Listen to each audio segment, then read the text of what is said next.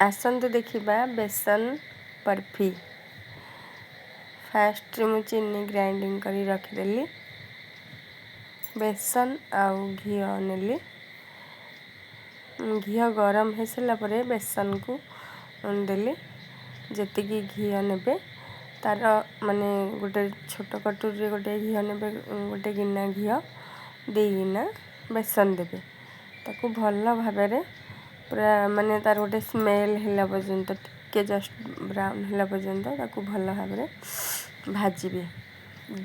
पूरा माने gas slow करके भाजिबे, हाई करबेनी। भाजी हो सारा पर तापरे चीनी ग्राइंडिंग करके रखिथिबे।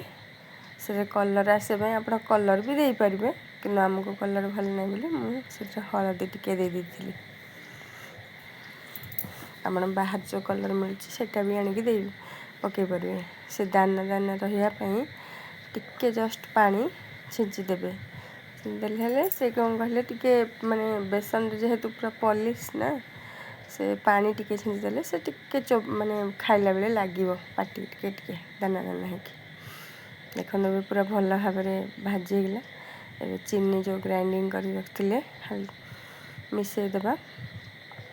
बहुत माने पॉलिश करनी टिके हल्का खदड़ा थी ग्राइंडिंग करेंगे। चीनीटा भल भाव मिसई देबा। मिसई देकी एबे आमे गोटे प्लेट रे ताको बर्फी बनेबा। देखो मिसी गला पूरा। जेहेतु चीनीटा पड़ी से गुजराती भी मुझे चीनी रे ग्राइंडिंग कर देथिले। आपण छेचिक भी पकई पारे।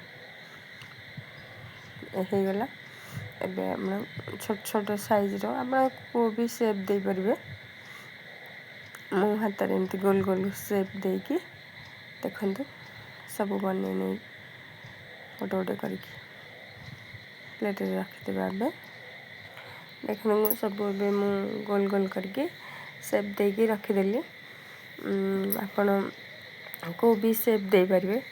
आउ माने भल भाव ध्यान देवे जे बेसनटा जो भाजिकी रखिदे पूरा ठंडा हैला परे चीनी देबे। आउ नहले से पूरा मेल्ट हो आपण आउ टिके टाइट भी करके शेप देले गोल गोल लड्डू भी हो पार। आम बर्फी टाइप बनईदेलु।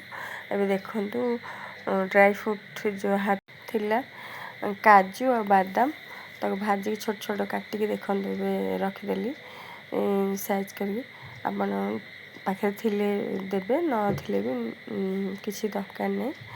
आउ ठंडा पाई बेसन लड्डू बहुत भल लगे।